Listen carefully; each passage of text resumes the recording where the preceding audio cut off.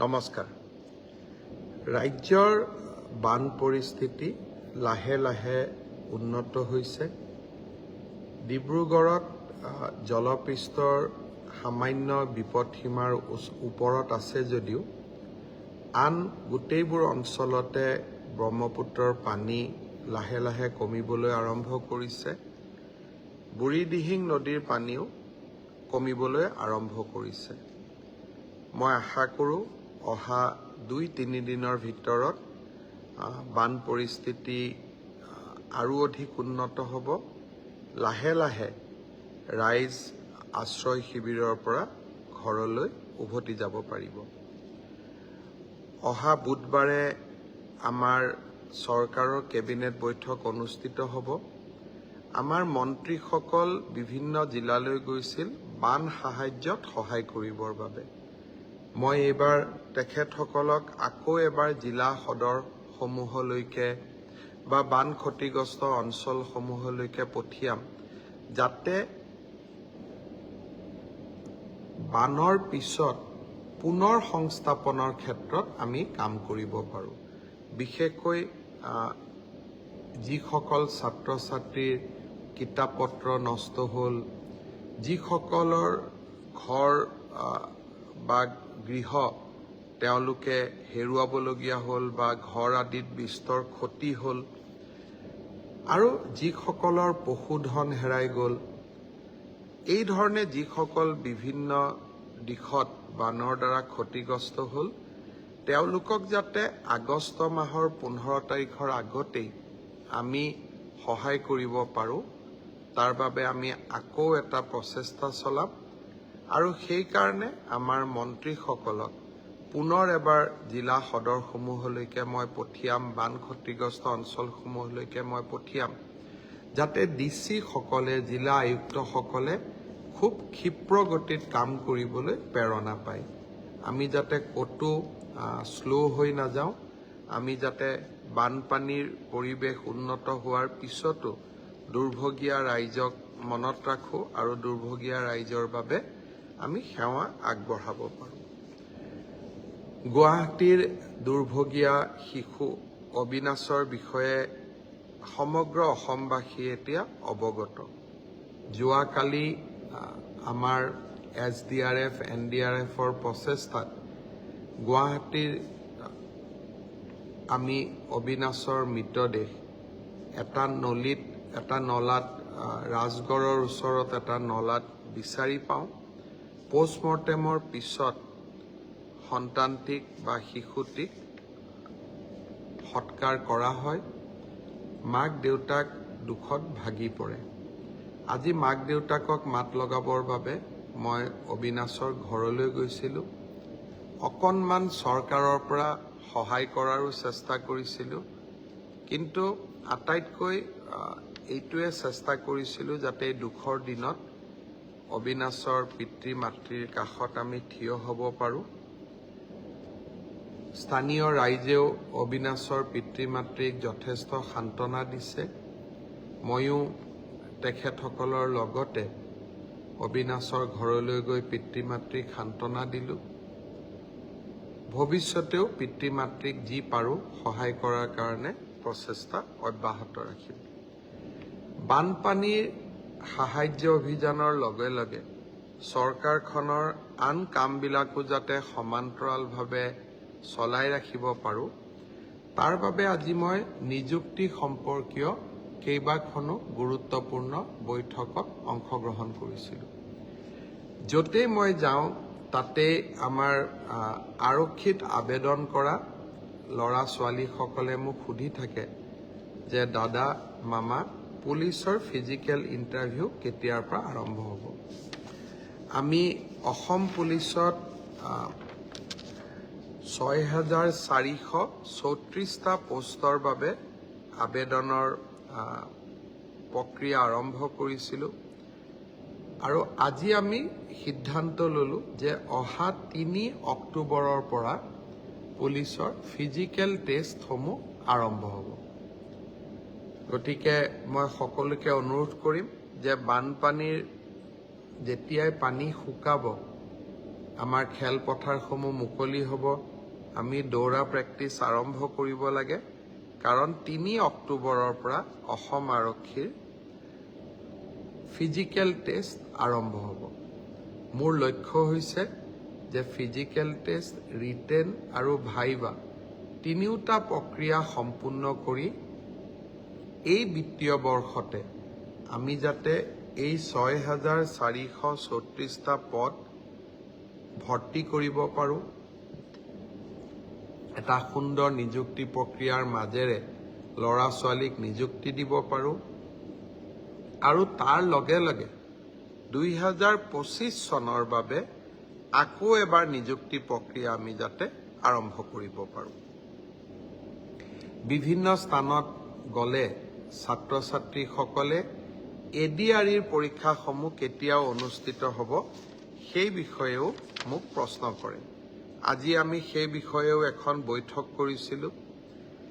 ADREৰ Assam direct recruitment examination, যাক আমি চমুকৈ ADRE বুলি কওঁ, ADREৰ গ্ৰেড 3 পোষ্টসমূহৰ পৰীক্ষা 15, 22 আৰু 29 ছেপ্টেম্বৰত অনুষ্ঠিত হ'ব।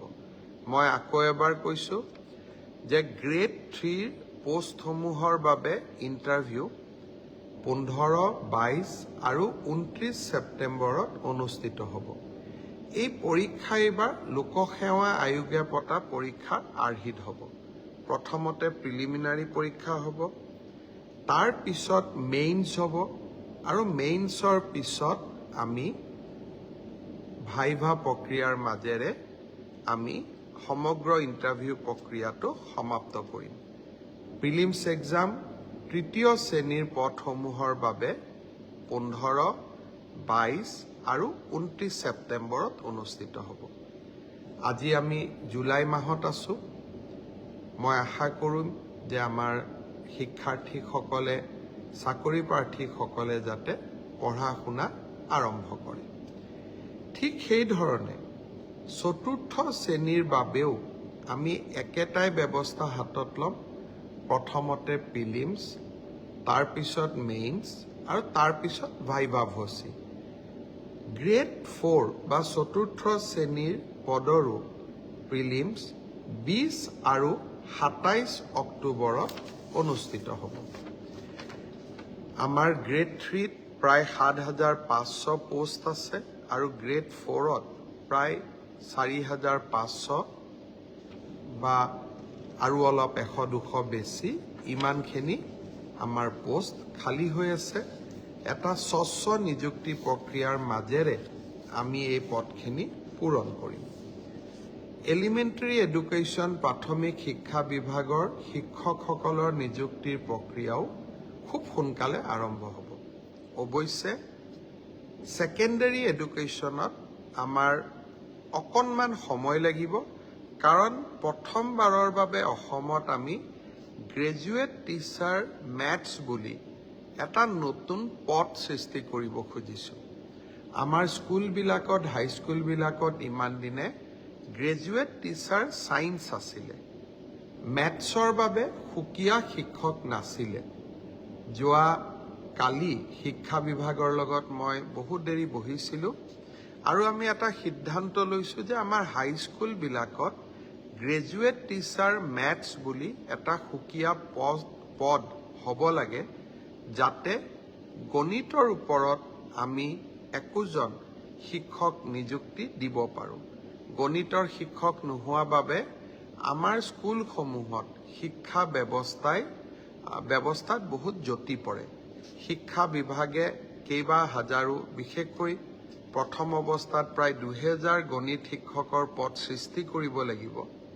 সেয়েহে মাধ্যমিক শিক্ষকৰ নিযুক্তি প্ৰক্ৰিয়াটো এমাহ বা 2 মাহ পিছত আমি আৰম্ভ কৰিম। সেই হ'লেও মোৰ লক্ষ্য যে এই গোটেই পোষ্টখিনি গ্ৰেড 3ত 7,600, গ্ৰেড 4ত 5,000, পুলিচত 6,434, এলিমেণ্টাৰী এডুকেশ্যনত 5,550 গৰাকী শিক্ষক, ছেকেণ্ডাৰী এডুকেশ্যনতো প্ৰায় 8,000 শিক্ষক, এই গোটেই অৰ্থাৎ প্ৰায় 35,000 নিযুক্তি আমি মাৰ্চ মাহ বা এপ্ৰিল বিশেষকৈ বহাগ বিহুৰ আগতে আমি শেষ কৰিব খুজিছোঁ। ছাত্ৰ ছাত্ৰীসকল, যুৱক যুৱতীসকল, নিকা নিযুক্তি মোৰ দায়বদ্ধতা আছিল। বহু সময়ত বহুতে কয় যে মেৰিটত নিযুক্তি পাইছোঁ, চৰকাৰক কিয় খাতিৰ কৰিব লাগে। পংকিলতাৰ দিনত ৰাজনৈতিক দৃষ্টিৰ পৰা আঁতৰি মেধাৰ ভিত্তিত নিযুক্তি দিয়া সিদ্ধান্তই ৰাজনৈতিকভাৱে আমাক ক'ৰবাত বহুত ক্ষতি কৰে। আনকি আমাৰ দলৰ মানুহবিলাকো বা আমাৰ দলৰ কাৰ্যকৰ্তাবিলাকো কেতিয়াবা মন বেয়া কৰে যে আমি দল কৰোঁ কিন্তু চাকৰি আমি নাপাওঁ। তথাপিতো মেৰিটত নিযুক্তি দিয়া মোৰ এক দায়বদ্ধতা আছিল আৰু সেই দায়বদ্ধতা পালন কৰাৰ বাবে মই আকৌ এবাৰ সাজু হৈছোঁ। বহুদিন অসমত বহু ধৰণে নিযুক্তি হৈছিল, কিন্তু মেধাৰ ওপৰত নিযুক্তি এনেকৈ কেতিয়াও হোৱা নাছিল। 1 লাখ নিযুক্তি সমাপ্ত কৰি নিৰ্বাচনী সভাবিলাকত মই যি ধৰণে প্ৰতিশ্ৰুতি দিছিলোঁ যে মই আৰু 50,000 নিযুক্তিৰ ব্যৱস্থা কৰিম, তাৰ প্ৰতি ধাৱমান হৈছোঁ। আজিৰ পৰা সেই প্ৰক্ৰিয়া আৰম্ভ হ'ল। সকলোকে বহুত বহুত শুভেচ্ছা জনাইছোঁ। ভালকৈ পঢ়িব লাগে আৰু দেউতা মাৰ লগতে সকলোৰে সুনাম বৃদ্ধি কৰিব লাগে। ইমানতে মই সামৰণি মাৰিম। যোৱাকালি পলাশবাৰীতো গৈছিলোঁ বানপানীত ক্ষতিগ্ৰস্ত লোকৰ খবৰ ল'বৰ বাবে। আজি গুৱাহাটীৰ বাহিৰত যোৱা হোৱা নাই, কাৰণ অবিনাশৰ ঘৰত যাব পাৰি। এইবাৰ আমাৰ ৰাজ্যখনত আমি মহাবিদ্যালয়সমূহত 1 লাখতকৈ অধিক ছাত্ৰ ছাত্ৰীক বিনামূলীয়া নামভৰ্তি কৰিছোঁ। অৱশ্যে মোৰ ওচৰত অভিযোগ আছে 2-এখন কলেজে 650 টকাকৈ ছাত্ৰ ছাত্ৰীসকলৰ পৰা নামভৰ্তিৰ সময়ত লৈছিলে।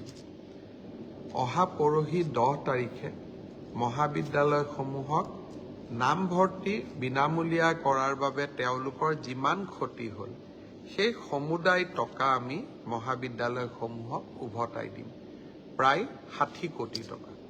সেইদিনাখনেই মই মহাবিদ্যালয়ৰ অধ্যক্ষসকলকো অনুৰোধ কৰিম যে আমি নামভৰ্তিৰ সময়ত 600 টকাকৈ লোৱাৰ যি অভিযোগ আছে সেই অভিযোগবিলাক যাতে মিছা বুলি প্ৰমাণ কৰি, অসত্য বুলি প্ৰমাণ কৰি আমি ছাত্ৰ ছাত্ৰীসকলক সেই 600 টকাটো উভতাই দিওঁ।